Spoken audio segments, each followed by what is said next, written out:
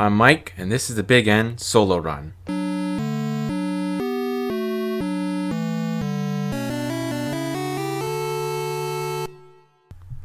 Welcome to the first episode of Solo Run, the companion series to the Big N. Every episode, either Nathan or myself will discuss a game, rant about something in the industry, or reveal one of our favorite games and why they stick with us today. So I hope you join me in my first Solo Run episode as I discuss one of my favorite games, Banjo-Kazooie. It's quite timely to look back on Banjo-Kazooie considering Yooka-Laylee, is about to be released on every console except the Switch. I've been talking about Yooka-Laylee non-stop on the Big N, and one of the big reasons is because it's made by all the great people in Rare who brought us such hits as the Donkey Kong Country series, GoldenEye, and of course, Banjo-Kazooie. So I'm hoping we get to do an episode eventually on Yooka-Laylee. If not, I will certainly cover it on the Solo Run. And it's been interesting looking at some of the reviews on Yooka-Laylee because they have been decidedly mixed. And it's funny because if you read up on this game, it sounds like Yooka-Laylee really was quite faithful to Banjo-Kazooie. And that's some of the problems that people have. You know, it really is a strange game in that sense. People in some ways it's getting criticized for, being faithful and sticking to, I guess, a genre and style of gameplay that, really it's sort of 15 to 20 years. And for some people, it's dated and quite stale. So today I want to talk about Banjo-Kazooie and maybe bring out why a lot of people hold this game high. It's sort of one of the high points of Rare. And why, thinking about Yooka-Laylee, why if it's taking points from past is not necessarily a bad thing. This isn't going to necessarily be a formal review. I'm just going to discuss the game. So hopefully you learn something about the game and hopefully we can look through it together. So Banjo-Kazooie, it came out around 1998, so that's near the end of the N64's life cycle, of course, made by Rare.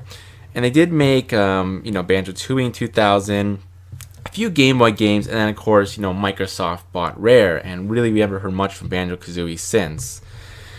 Banjo-Kazooie could be described as sort of an adventure platform in the sort of genre, sort of what Super Mario 64 was. It stars Banjo, a bear, and Kazooie, a bird, as sort of a buddy duo who have to defeat Gruntilda, this witch, who captures Banjo's sister Tootie. And really the game, it's sort of open world. You take place in Spiral Mountain, and then you go into Gruntilda's lair, and you can go in these sort of, I guess what the equivalent would be painting world in Super Mario 64 to collect Jiggies, which are sort of like stars. Again, lots of collectibles, sort of what Rare is known for. Music notes are like coins, Mumbo tokens to get your transformations from Mumbo. The Jiggies, of course. There's 5 Jinjos in each course.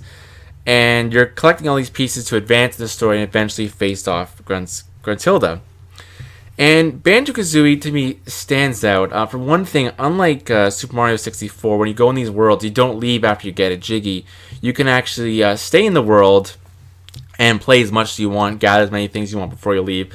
So that's nice, and I actually like it a bit more than sort of the one-hop stop, so to speak, of Super Mario 64, because it allows you to explore the world more.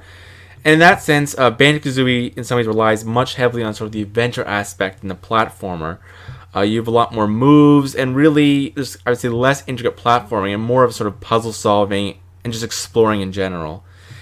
And Banjo-Kazooie, one thing I think it still stands out is both the characters are quite funny. Of course, everyone remembers sort of the muffled voices. And, it's quite a funny game. I mean, Gruntilda as a villain, a lot of jokes around her. Kazooie was quite witty. And really, I think the game made fun of some of the tropes in the genre. But it was just sort of a fun game. It made you smile. The side characters were all kind of fun and creative. And it didn't take itself too seriously. Which, I think we could do that a bit more in terms of what gaming has become today. And thinking about Banjo-Kazooie, really, it's a pretty short game. I think, you could probably beat it, 10 to 15 hours. But really, there's a lot of rewards in playing a game like this. Again, the story is quite simple. You're just trying to defeat Gruntilda. But really, I think it's sort of the charm of the world and these characters makes you want to go back. I mean, when you lose the game, one of the funniest moments to me is you sort of see an ending scene of Gruntilda taking Tootie's beauty, which is why she steals in her first place. And you kind of get a scene of, Gruntilda becoming beautiful and Tootie becoming ugly. And not a lot of games would do something like that, certainly not Mario. And that's sort of what these worlds are. That's, why all the worlds in this game are quite interesting. One of my favorite worlds is Freezy Easy Peak, which sort of has a Christmas theme. And the theme music, it has this kind of nice jingle to it. And when you get the flight powers, you can fly around. You're flying on these snowmen, these big Christmas trees. And it's just really, really charming. Really brings out a lot of, the Christmas scene. And it makes for some interesting challenges. Same with sort of Treasure Trove Cove, Mad Monster Mansion. All the worlds in Banjo-Kazooie really were quite colorful. They had a lot of, I think, spirit to them. A lot of different characters, and really your work was cut out to you if you want to get every music note. Again, you didn't have to, and that's one of the nice things about this game was if you didn't really have to get everything to win. Obviously, you'd want to collect everything to get 100%, which is sort of a staple in these rare games. And really, I think the other thing with Banjo-Kazooie is why a lot of people.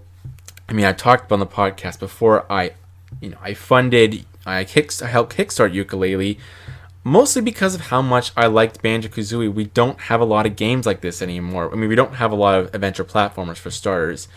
But really, coming with Banjo-Kazooie, we think of a game where there's colorful world. It's a bit funny. I think the tone doesn't take itself too seriously.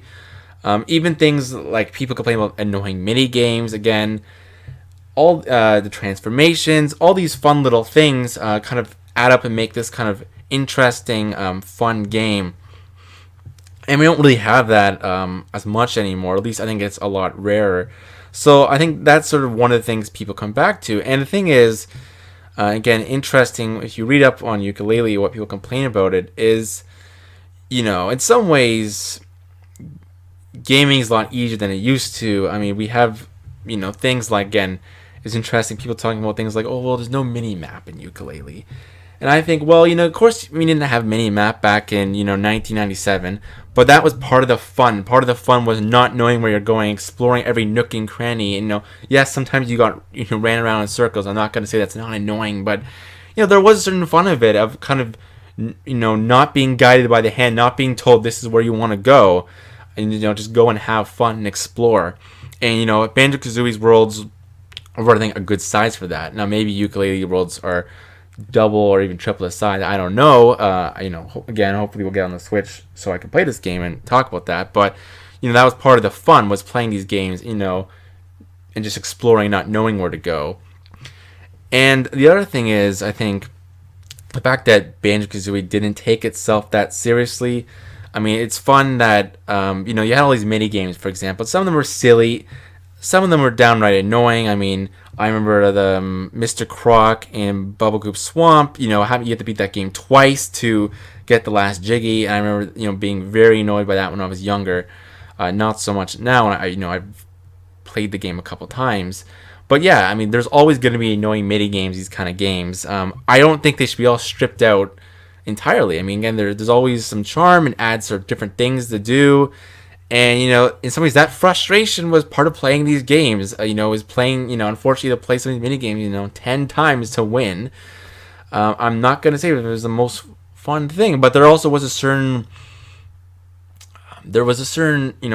happiness and, accomplishment when you beat these games. Getting that last Jiggy, getting that last collection of music notes. I remember in Rusty Bucket Bay, there was always 5 notes in the engine room, which would drive me crazy because, of course, if you die, you lose all your notes, you have to start again, or you lost all your lives, excuse me. And, it was very frustrating, but getting those last 5 notes, just, it was such a big accomplishment for me when I was younger. And the other thing, when I think about Banjo-Kazooie is I probably beat this game 4 or 5 times. I've come back to it, numerous times in my life. It's just one of those games that's really stuck with me. And, it's interesting, when I think of a good game, or when I think of a great game, it's not necessarily the games that are, going to get sort of 10 out of 10 at the time. But to me, a real the judge of a great video game or any really piece of art, whether it's a song or a movie. But I think especially for a video game is, are you going to play this game in 2 years, 5 years, 10 years? Are you going to remember it past 6 months? And let's be honest, most games you buy in a year, you're going to play them once. You're never going to try them again. It's really a test of a great game that you're going to come back to numerous times. And for me, Banjo-Kazooie is one of those games. Every time I go back to it, I always come out with a smile. It's always fun. I'm always engaging with it differently.